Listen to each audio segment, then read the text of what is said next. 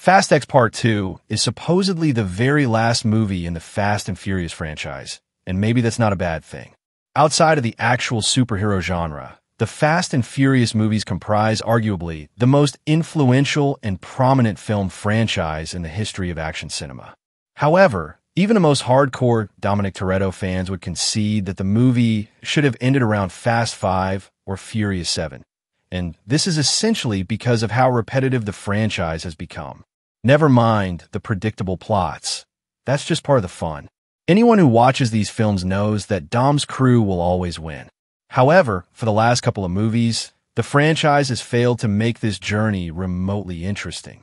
From villains turning into heroes to badasses exchanging clever barbs, the cliches that used to be fun have gotten too repetitive at this point. The Fast saga has fully transformed into an extremely well-produced soap opera. Even the trend of introducing cooler cars or even more physics-defying stunts has turned stale. Fast and Furious definitely gets credit for spinning a one-off street racing movie into a billion-dollar heist movie franchise. But enough is enough. Sure, Fast X Part 2 could still shut the critics up if it provided a satisfying victory for Dom's crew. But after touching on and then rehashing every single action movie cliché, Fast X 2 should be the end of the Fast saga.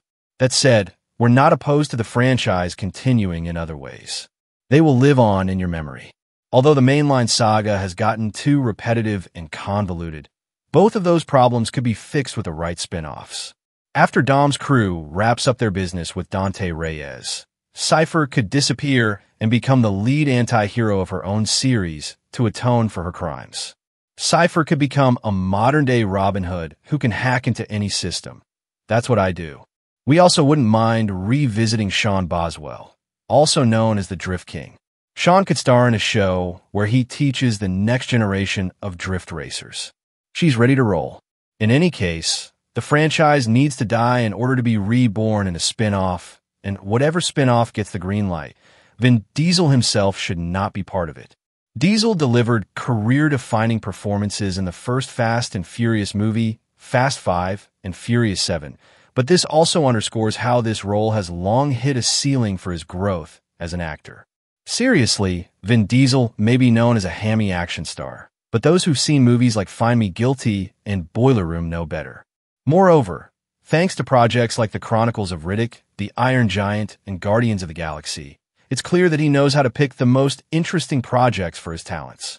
If Fast X Part 2 isn't the end, we may never get to see Diesel taking worthwhile risks in Hollywood again. But what do you think? Should Fast and Furious end with the 11th movie in the mainline saga? Tell us in the comments, and keep watching Movie Recap Pro.